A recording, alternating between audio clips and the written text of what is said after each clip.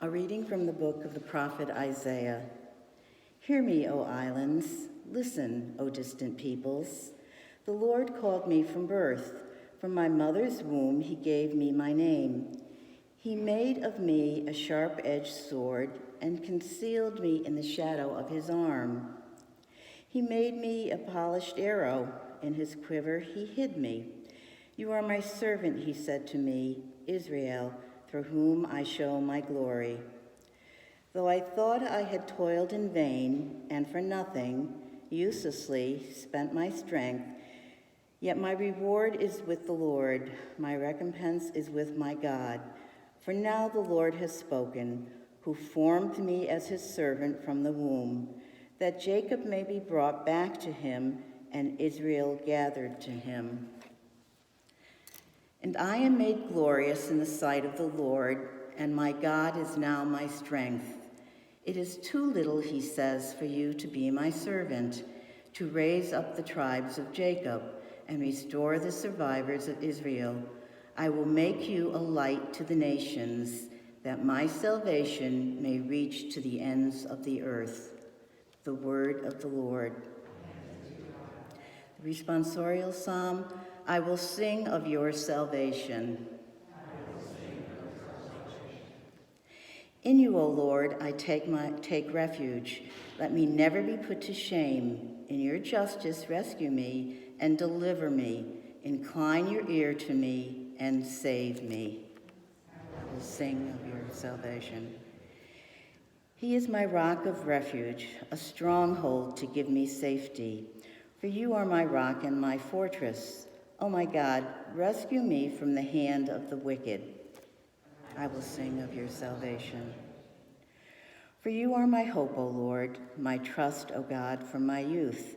O you I depend from birth. From my mother's womb you are my strength. I will sing of your salvation. My mouth shall declare your justice, day by day your salvation. O God, you have taught me from my youth. Until the present I proclaim your wondrous deeds. I will sing of your salvation.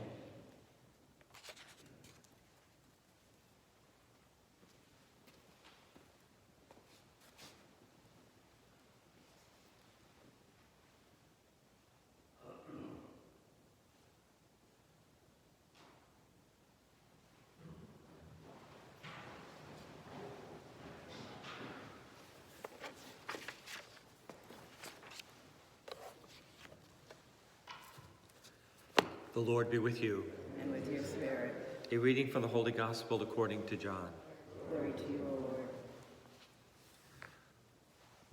Reclining at table with his disciples, Jesus was deeply troubled and testified, Amen, amen, I say to you, one of you will betray me. The disciples looked at one another, at a loss as to whom he meant. One of his disciples, the one whom Jesus loved, was reclining at Jesus' side. So Simon Peter nodded to him to find out whom he meant.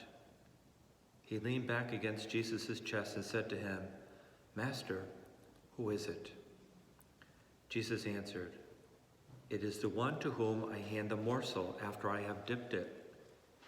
So he dipped the morsel and took it and handed it to Judas, son of Simon the Iscariot. After Judas took the morsel, Satan entered him. So Jesus said to him, What you are going to do, do quickly. Now none of those reclining at table realized why he had said this. Some thought that since Judas kept the money bag, Jesus had told him, Buy what we need for the feast, or to give something to the poor. So Judas took the morsel and left at once, and it was night.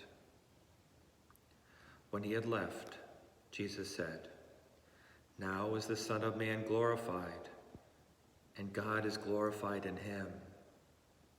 If God is glorified in him, God will also glorify him in himself, and he will glorify him at once. My children, I will be with you only a little while longer. You will look for me, And as I told the Jews, where I go, you cannot come. So now I say it to you. Simon Peter said to him, Master, where are you going? Jesus answered him, Where I am going, you cannot follow me now, though you will follow later. Peter said to him, Master, why can I not follow you now? I will lay down my life for you. Jesus answered, Will you lay down your life for me? Amen, amen, I say to you, the cock will not crow before you deny me 3 times. The Gospel of the Lord.